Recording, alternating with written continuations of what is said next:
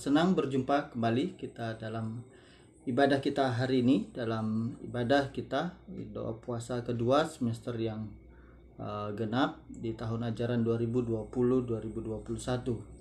Semester ini menjadi satu semester di mana kita harus masih tetap bergumul dengan situasi pandemi. Kita mungkin menjadi bosan dengan aktivitas kita yang harus berubah dari biasanya.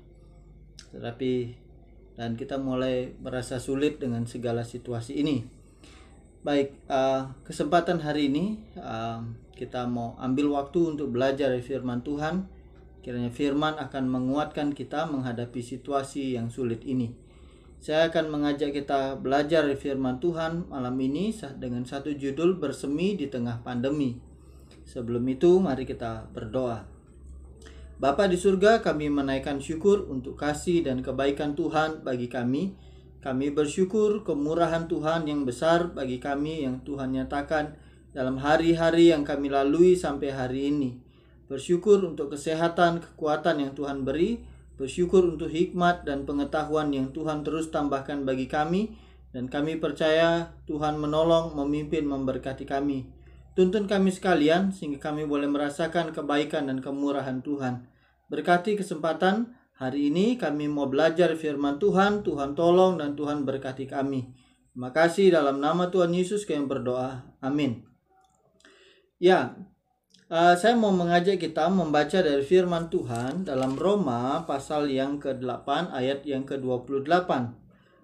Dalam suratnya kepada jemaat di Roma, Paulus berkata bahwa dia katakan kita tahu sekarang bahwa Allah turut bekerja. Jadi kita tahu sekarang Allah turut bekerja dalam segala sesuatu untuk mendatangkan kebaikan bagi mereka yang mengasihi Dia, yaitu bagi mereka yang terpanggil sesuai dengan rencana Allah. Saudara, surat Roma adalah surat yang unik karena Paulus menulis surat ini justru ketika Paulus mengalami begitu kesulitan, dia justru ada dalam penjara dan dia menyadari bahwa pelayanannya bukanlah pelayanan yang mudah begitu. Saudara, pandemi telah melanda seluruh dunia. Banyak orang telah kehilangan orang terdekatnya karena meninggal akibat terpapar dari COVID-19. Di berbagai tempat, banyak orang yang juga kehilangan pekerjaannya akibat pembatasan sosial yang membuat ekonomi menjadi lesu. Beberapa bulan yang lalu, adik saya pernah berkata bahwa dia harus mengatur kembali jadwal bekerjanya. Dia bekerja di sektor pariwisata yang menjadi sangat terdampak di Indonesia. Biasanya dia bisa bekerja dengan baik setiap minggu. Dalam beberapa bulan ini dia sudah harus libur 1 bulan full, baru bekerja lagi dalam beberapa waktu yang singkat.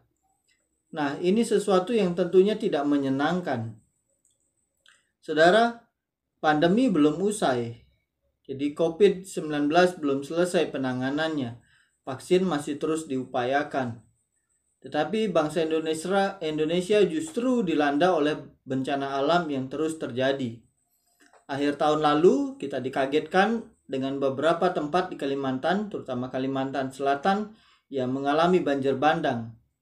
Sementara di Sulawesi Barat mengalami bencana gempa bumi. Dan ini tentu membuat tambah sedih begitu banyak orang. Sudah ekonomi menjadi sangat lesu ditambah dengan bencana alam. Lalu tahun 2021 belum genap berjalan setengah tahun 2021, Pulau NTT dari Sumba sampai Rote, dari berbagai pulau-pulau di NTT mengalami bencana sebagai dampak dari badai Seroja. Badai sepertinya tidak kunjung berlalu di negeri tercinta kita ini. Badai sepertinya terus mampir dan sepertinya membuat kita kehilangan harapan. Ketika badai kehidupan datang menghampiri kehidupan kita, kita akan merasa terguncang dan guncangan itu seakan tidak akan berhenti. Musibah yang menghujam membuat kita menjadi stres, mengalami kesedihan yang mendalam, dan ketika mungkin ada keluarga kita yang hilang atau mungkin meninggal karena terdampak dari COVID, kita merasa hati kita terkoyak. dan kita menjadi seperti terabaikan. Kita sendiri, kita menjadi stres, dan kita mengalami banyak kesulitan yang kita hadapi. Saudara, bagi kita pengalaman hidup sering kali berbeda dengan apa yang kita pikirkan. Dan pengalaman hidup membuat kita memikirkan sesuatu yang lain. Tatkala kita menghadapi kehidupan yang terasa sumbang, pengalaman kehidupan ini membuat iman kita seperti diputar balikkan. Kita sepertinya biasa berada dalam gedung gereja dengan pujian penyembahan yang begitu luar biasa, yang kemudian kita menjadi berubah. Kita menjadi seperti, betulkah ada pengharapan lagi? Betulkah kita meninggikan Tuhan lagi dalam hidup kita? Nah, di tengah situasi ini kita perlu menyadari bahwa Allah tidak pernah membiarkan kita sendiri. Saudara, dalam menghadapi situasi pandemi ini, kita harus menyadari bahwa Allah memelihara kita dan memberkati kita. Dalam situasi apapun, Allah tetap bekerja melalui umat-Nya. Ini penting kita sadari ketika kita berada di tengah situasi yang sulit. Sulitnya kehidupan membuat kita akan merasa bahwa Allah diam membisu 1000 bahasa. Dan kita dapat menjadi marah dengan situasi itu. Tapi ketahuilah bahwa Ia memperhatikan pergumulan kita. Telinganya tidak kurang panjang untuk mendengar, telinganya tidak kurang tajam untuk mendengar pergumulan kita. Tangannya tidak kurang panjang untuk menolong kita. Alkitab menunjukkan bahwa Allah bersemayam di tempat yang maha tinggi dan di tempat kudus, tetapi juga bersama-sama dengan orang yang apa? Yang remuk, yang rendah hati.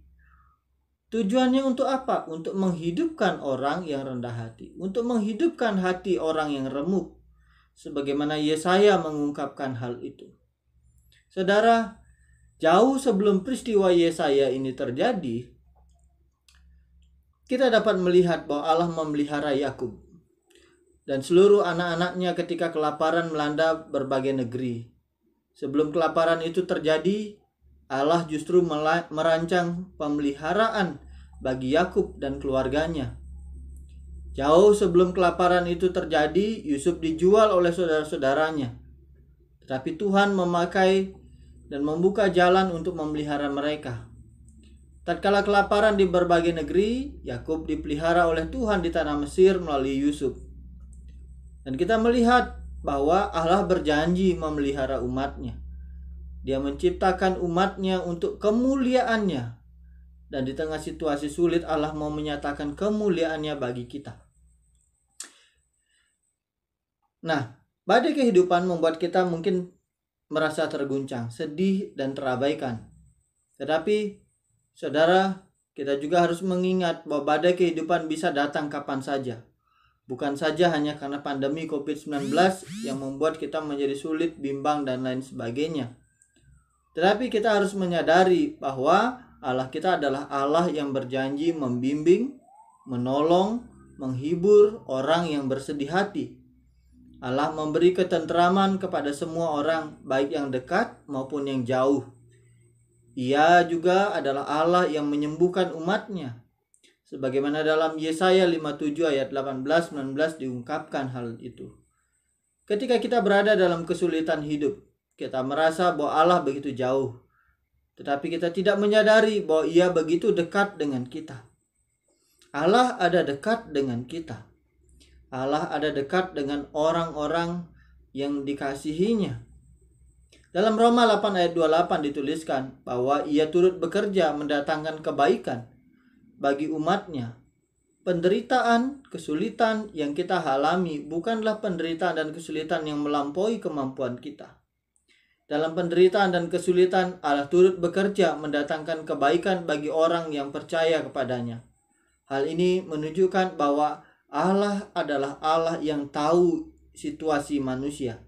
Dia adalah Allah yang bekerja memelihara manusia dalam segala situasi. Dia menciptakan kita. Dia menciptakan kita. Dan Dia tahu segala situasi. Dia merancangkan dunia ini. Dan Dia tahu apa yang akan terjadi di dunia ini. Saudara, Ia adalah Allah yang dapat mendatangkan kesembuhan secara jasmani, tetapi Dia juga adalah Allah yang dapat membebaskan kita dari penderitaan jasmani dan memberikan kehidupan kekal. Pengharapan itu bukan hanya pengharapan secara sementara dalam hal jasmani, tetapi justru di dalam Kristus kita bisa melihat ada pengharapan kekal. Pengharapan di mana Dia justru memberikan kehidupan lebih dari sekedar kehidupan jasmani. Kita seringkali menjadi takut melepaskan tubuh jasmania kita. Tetapi justru Paulus ketika kita membaca Roma 8, kita akan menemukan bahwa tidak ada yang bisa memisahkan kita dengan Bapa. Tidak ada yang bisa memisahkan kita dengan Kristus. Kematian pun tidak bisa. Karena justru ketika kita adalah umat pilihan Allah, kematian itu membawa kita kepada Allah. Saudara, kita boleh belajar dari hal ini. Kita boleh berharap kepada Allah sesuai dengan janjinya. Kita berharap sebagai orang-orang yang dipanggil sesuai dengan rencana Allah. Bagaimana kita berharap? Saudara, untuk berharap sesuai rencana Allah, kita perlu menyadari bahwa Allah kita adalah Allah atau Tuhan yang menciptakan semesta. Segala sesuatu ada dalam pemeliharaan dan kontrolnya. Dari sejak penciptaan sampai ke akhir dari dunia ini, semua ada dalam kontrol Allah. Termasuk situasi pandemi hari ini. Situasi pandemi itu ada dalam kontrol Allah. Segala situasi tidak lepas dari kontrol Allah. Sejatinya tidak perlu kita meminta banyak darinya. Kita sering kali sibuk meminta banyak hal dari Allah, lalu kita mulai stres karena kita tidak dapat memperolehnya. Kita berharap bahwa bulan ini pandemi akan berakhir, tapi ternyata di beberapa negara kasus COVID justru meningkat. Dan kita mulai stres dengan situasi itu. Kita perlu menyadari apa yang menjadi rencana Allah dalam semuanya ini. Dalam semuanya ini Allah mau menyatakan kuasanya. Dia bisa mengontrol dunia ini. Dia bisa mengakhiri pandemi kapanpun yang Dia mau lakukan. Saudara, tetapi kita harus menyadari bahwa Dia adalah Allah yang tetap memelihara kita. Di tengah situasi pandemi ini kita mungkin merasa sulit. Tetapi ketika Dia memelihara, Ia mencukupkan segala sesuatu bagi kita. Itu sebabnya di tengah situasi pandemi ini kita juga perlu belajar untuk berkata cukup. Di tengah situasi pandemi ini justru kita harus belajar berbagi, menyatakan kasih, kemurahan Tuhan kepada orang lain. Kenapa? Karena Allah tetap memelihara kita sampai hari ini. Kita berpikir bahwa ekonomi menjadi lesu, betul, tetapi sampai hari ini Tuhan masih memberi kita makan. Kita berpikir bahwa ekonomi menjadi sulit dan kita sulit membayar banyak hal, tetapi sampai hari ini Tuhan masih memelihara kita, memampukan kita menghadapi semua itu. Oleh sebab itu, ketika kita ada dalam kesesakan, seperti dalam masa pandemi ini, sadarlah bahwa Allah kita adalah Allah yang memelihara. Jangan gelisah hatimu, tapi berharaplah kepada tangan yang kekal. Allah kita adalah Allah tangan yang kekal itu. Yang berikutnya, bagaimana kita juga berpengharapan sebagai orang yang dipanggil sesuai rencana Allah? Ingat, Allah berencana dalam segala sesuatu, mendatangkan kebaikan bagi kita. Dan kita juga perlu menyadari bahwa Allah kita adalah Allah yang penuh kasih, yang menunjukkan dengan menyerahkan anaknya, Kristus menjadi korban tebusan bagi manusia. Coba kita membaca dalam Roma 8 ayat 31-32. Paulus mengatakan bahwa Ia telah berkali-kali dalam bahaya maut, tetapi Ia adalah pemenang karena Allah mengasihi kita. Kita bisa lihat itu dalam Roma 8 ayat 36-38. Paulus berkali-kali ada dalam bahaya maut, tetapi dia melihat bahwa kasih Allah itu menjadi pengharapan. Kasih Allah itu kemudian memberi pengharapan. Bukan hanya soal sekedar pengharapan secara jasmani yang sebentar habis. Kalau kita melihat rumput di halaman rumah di musim kemarau, dia bisa mengering habis begitu saja. Tetapi ketika waktunya tiba, rumput itu akan tumbuh. Allah memeliharanya. Allah punya waktu akan semuanya itu. Saudara, kelaparan, penindasan, kesesakan, ketelanjangan, bahaya pedang tidak dapat memisahkan kita dari kasih Allah. Itulah yang kemudian menjadi pengharapan kita sebagai umat-Nya. Kita justru ada dalam sebuah di dalam Kristus kita ada dalam pengharapan yang luar biasa. Kita tidak dapat dipisahkan dari sesuatu yang kekal di dalam Kristus. Kita harus mulai belajar bergeser dari pengharapan secara duniawi yang sebentar saja habis, seperti ilalang, seperti gandum, dan begitu api menyala dan habislah. Tetapi kita melihat di dalam Kristus ada pengharapan. Seringkali kita menjadi takut ketika kita melihat kematian. Tetapi justru kematian menjadi satu sukacita bagi Paulus. Kenapa? Dia mengakhiri pertandingan. Dia justru berada dalam pengharapan di dalam Allah. Saudara, kematian tidak lagi menjadi kesedihan, sebab kematian di dalam Kristus membawa kita kepada pengharapan kekal, di mana tidak ada lagi sakit dan penderitaan. Tetapi apakah kita hari ini semua, sudah, kalau begitu kita mati saja, mati dengan konyol? Tidak. Paulus justru melihat ketika kita hidup di dunia ini, maka kita harus bekerja memberi buah. Maka di tengah situasi pandemi ini, kita juga harus bekerja memberi buah, menyatakan pengharapan di dalam Allah kepada banyak orang. Saudara, kita juga harus menyadari bahwa Allah kita itu penuh kasih. Paulus mengatakan, sebab aku yakin baik maut maupun hidup, baik malaikat-malaikat maupun pemerintah-pemerintah, baik yang ada sekarang maupun yang akan datang, atau kuasa-kuasa yang di atas maupun yang di bawah, ataupun sesuatu makhluk lain, tidak akan dapat memisahkan kita dari kasih Allah yang ada dalam Kristus Yesus Tuhan Allah. Saudara, kasih Allah menjadi pengharapan kita. Tidak satu pun dapat memisahkan kita dari kasih Allah yang besar. Dalam kasih-Nya ada kehidupan kekal, penderitaan dan kesulitan hanya sementara. Penderitaan dan kesulitan tidak ada yang kekal di dalam Kristus. Ketika kita di luar Kristus, maka kita akan menghadapi penderitaan yang kekal itu. Tetapi di dalam Kristus kita ada sukacita dan pengharapan kekal. Sehingga walaupun kita hari ini harus berjerih lelah dalam tubuh jasmania yang makin lemah, yang makin sulit, dengan segala ekonomi yang melemah, mungkin kita rasa harus mengencangkan ikat pinggang kita karena makanan semakin kurang. Mungkin kita mulai harus mengatur segala hal untuk mengurangi pengeluaran kita. Tidak apa-apa. Itu hanya sementara. Di dalam Kristus ada satu pengharapan yang luar biasa. Saudara, seperti Paulus katakan bahwa memang kematian itu sukacita. Penderitaan itu bukan sesuatu yang menakutkan bagi Paulus. Pandemi harusnya bukan menjadi sesuatu yang menakutkan. Tetapi pandemi ini kemudian menjadi satu situasi di mana kita harus terus bekerja. Paulus berkata bahwa ketika aku hidup maka aku bekerja dan memberi buah. Maka ketika kita masih hidup di tengah pandemi ini, kalau saudara kita mungkin sudah ada yang dipanggil Tuhan, atau mungkin orang-orang yang mengalami bencana alam dipanggil Tuhan, sementara kita masih hidup, apa yang kita harus buat? Saudara, ada tanggung jawab kita bekerja memberi buah. Kita membagikan pengharapan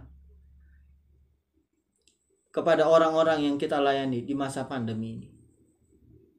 Saya justru terkaget beberapa waktu yang lalu ketika ada mahasiswa tawarkan saya untuk main di snack video. Saya lihat itu snack video, lalu ternyata ada orang-orang yang membuat video singkat 1 menit. Dia membagikan pengharapan di dalam Kristus. Satu sukacita yang besar di dalam Kristus dibagikan. Dia tidak bisa pergi ke banyak tempat untuk memberitakan Injil. Tetapi sekarang justru di tengah situasi pandemi, Tuhan sedang membuka ruang lebih luas bagi kita, membagikan firman kepada banyak orang, menyatakan kasih dan kemurahan Allah kepada banyak orang. Saudara, bagaimana dengan kita? Kita perlu hari ini mengambil waktu membagikan pengharapan di dalam kasih Kristus kepada banyak orang. Saudara, kita perlu merenung kembali apa yang sudah kita buat. Pandemi hampir 1,5 tahun. Apa yang kita buat? Adakah Injil kita beritakan? Adakah kita menjadi terang dan garam bagi banyak orang? Atau justru di tengah situasi pandemi ini kita memperparahnya dengan tindakan kita yang seolah-olah, wah saya punya iman, tetapi kita tidak menggunakan hikmat daripada Allah. Nah, kita perlu merenungkan kembali. Tetapi penting bagi kita bahwa di tengah situasi ini kita membagikan pengharapan itu. Beberapa waktu lalu ada seorang mahasiswa menulis skripsi dari Mazmur dan implikasi bagi konseling krisis. Pemazmur menghadapi situasi yang sulit.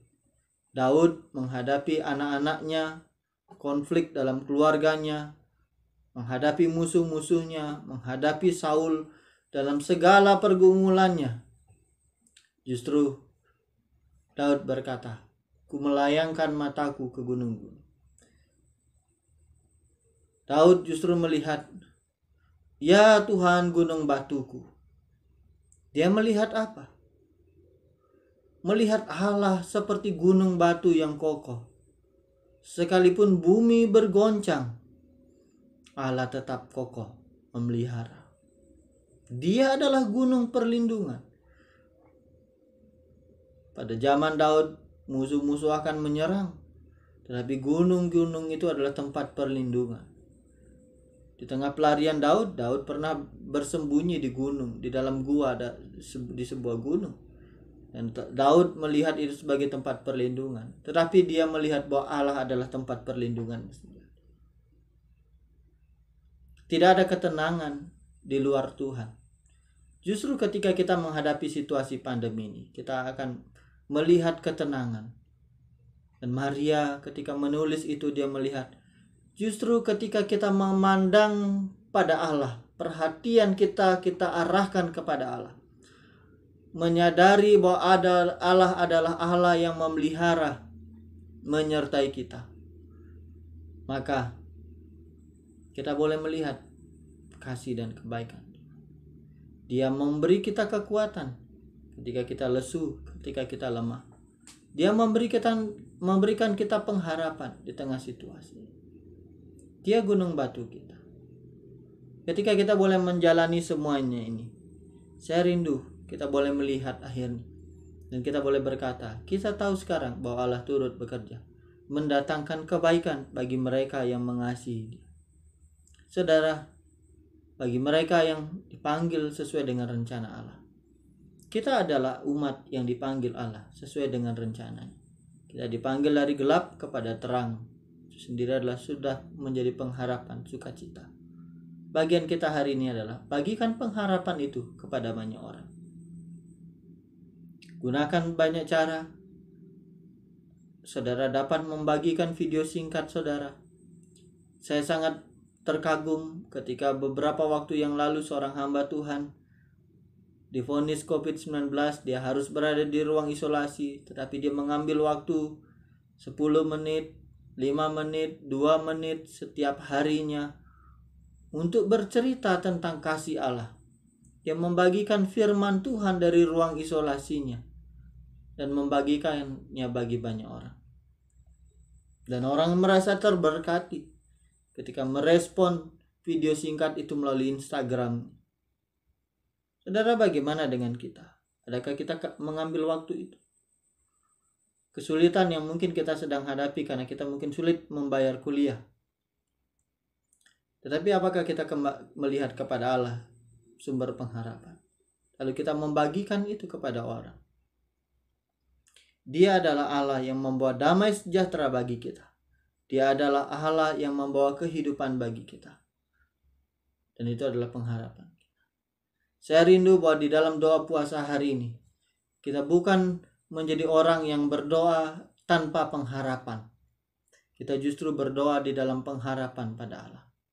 Kita bukan berdoa seperti anak kecil yang merengek-rengek, tetapi kita berdoa meminta hikmat pimpinan Tuhan untuk mengerti rencana Tuhan di tengah situasi pandemi ini. Dan kita mengambil bagian untuk membagikan pengharapan di dalam Allah. Kita meminta hikmat dari Tuhan bagaimana kita membagikan pengharapan kepada banyak orang di tengah situasi pandemi. Saya harap bahwa kita semua boleh mengambil bagian dan merefleksikan firman Tuhan ini di dalam hidup kita masing-masing, dan kita memuliakan Tuhan. Kiranya Tuhan ditinggikan dan diagungkan. Mari kita berdoa. Bapa, kami menaikkan syukur untuk kasih dan kemurahan Tuhan. Kami bersyukur Tuhan memelihara kami sampai hari ini. Kami bersyukur karena kami boleh melihat ada pengharapan di dalam Allah. Kami takut dengan situasi pandemi, tapi kami bersyukur ketakutan itu hilang karena Allah memberi pengharapan. Mungkin kami akan mengalami kesulitan secara jasmani, sebagaimana yang Paulus alami. Tapi kami melihat ada sesuatu yang kekal, di mana kesulitan, penderitaan tidak akan menghampiri kami lagi. Dan itu kami dapat rasakan hanya di dalam Kristus. Kami tidak dapat menikmatinya di dalam Kristus. Tuhan kiranya menolong memberkati kami. Tuhan kiranya juga menolong kami mengarahkan perhatian dan pikiran kami kepada kasih Allah yang besar. Allah yang memelihara dan memberkati kami. Allah yang menjadikan kami, yang memelihara kami sampai hari ini. Allah yang mengasihi kami dan yang memelihara kami sampai hari ini. Terima kasih Tuhan, dalam nama Tuhan Yesus kami berdoa. Amin.